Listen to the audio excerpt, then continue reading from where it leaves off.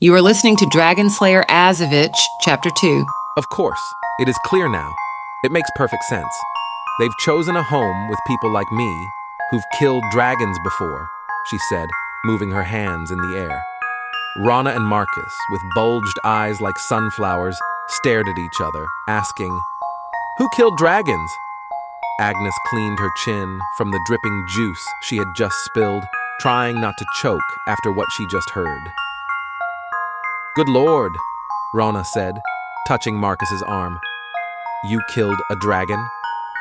Azeviche was holding the empty plate in front of Rana, expecting her to fill it with another slice of turkey, broccoli, and hoping very hard for more potatoes. She loved potatoes. While waiting to be served, Jet tried to calm them down and explained. "Yes, well, not exactly as you might think. It was more of an accident," she chuckled, "like I usually do.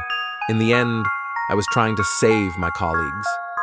She finished the sentence with a solemn tone, gesturing with her hands as if explaining something important to adults.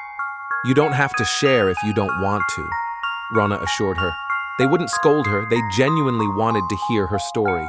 Their intention was to get to know her better, to understand her past so they could help her build a brighter future. Azeviche began her tale, her voice taking on a storyteller's rhythm. "A cargo ship brought me and my colleagues to the main island one night," she began. "We were sent to the central triage center, where we would be assigned to our new families. We were filled with a mixture of excitement and sadness. Excited to start new lives, yet weighed down by the thought of leaving our dear friends behind." She paused for a moment, taking a deep breath before continuing. "Most of us spent that night at the triage center, a massive old building that served as a bustling orphanage. The place was bustling with children and staff.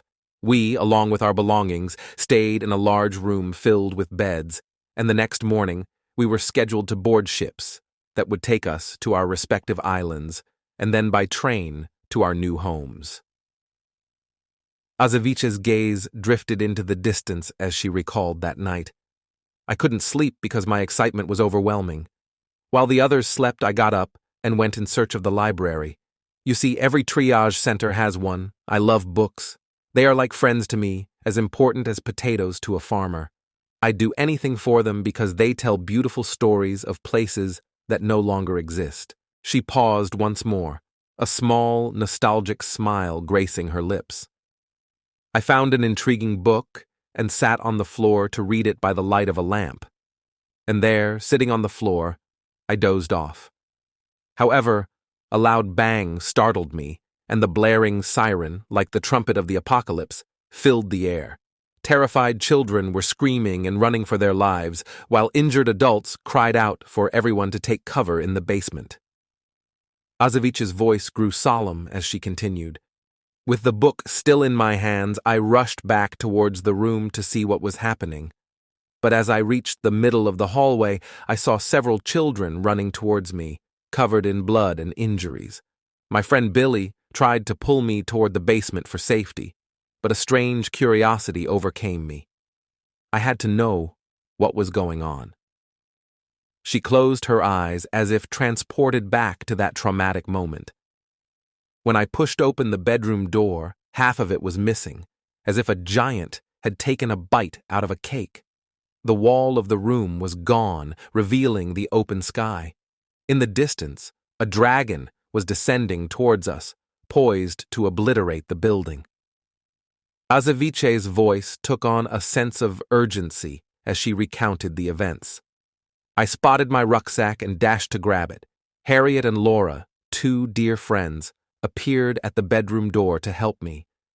However, before we could make our escape, there was a deafening crash, and the floor beneath us crumbled, sending us tumbling to the ground." Tears welled up in her eyes as she concluded her story. It was an enormous red dragon, battering the walls of the building, reducing it to rubble. The entire room caved in, and there was little left standing in the aftermath. The dragon used its mouth to launch a metal cylinder in our direction, and we sought refuge behind a fragment of the wall, praying for our lives. That quick thinking saved us all, I continued, recounting how the debris shifted beneath my feet, and a man emerged from his hiding place, shouting, "Run! Save yourselves!" My friend Laura, gripped by terror, followed him. I tried to hold her back, but it was too late. The dragon inhaled deeply and spewed forth a torrent of flames, engulfing them. They continued running, their bodies ablaze for a few more strides before collapsing lifeless. Harriet clutched her ears, overwhelmed by the dragon's roar, while Billy attempted to console her without success. I didn't know what to do. I remained huddled behind that fragment of wall as Harriet succumbed to hysteria. Even as Billy struggled to restrain her, she broke free and charged towards the dragon. It snatched her up in its jaws and soared into the sky. Witnessing the unfolding tragedy, I tried to rescue my friend. I seized a large stone and hurled it at the dragon's eye. The creature howled in agony and flew off, Harriet still within its grasp. Unfortunately, the stone only served to enrage the dragon further. It ascended higher into the sky, preparing to swoop down for another assault. That's when Billy said, "We need to escape." However, I grabbed him by the ear and declared, "If we leave this place, it'll kill us both." So, we stood there, trembling with fear, awaiting the dragon's next move. I could sense that Billy was teetering on the edge of losing control as well. That's when I issued an order. "When I jump, you jump too," I instructed. The dragon descended upon us, its wings outstretched and its jaws wide open. Everyone listened intently as Azeviche, who had a fork with a potato stuck on it, mimicked the dragon's movements through the air, using the fork as the creature's elongated body.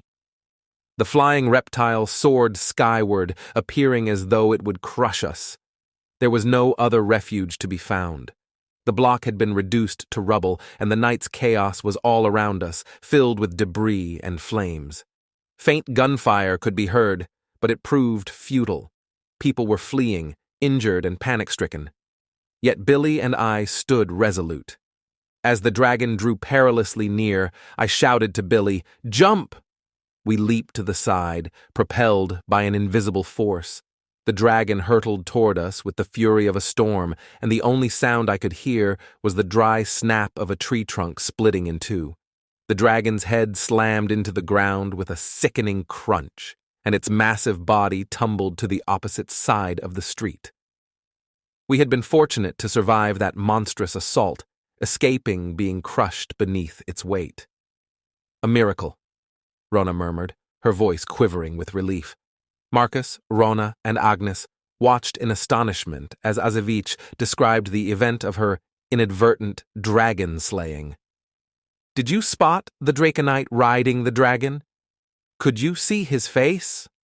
Marcus inquired, his curiosity evident. "No, he was alone. It was as if he was searching for something, and he demolished the entire building in pursuit of it," I replied. If you like our audiobook, subscribe and hit the bell to know when new chapters are posted.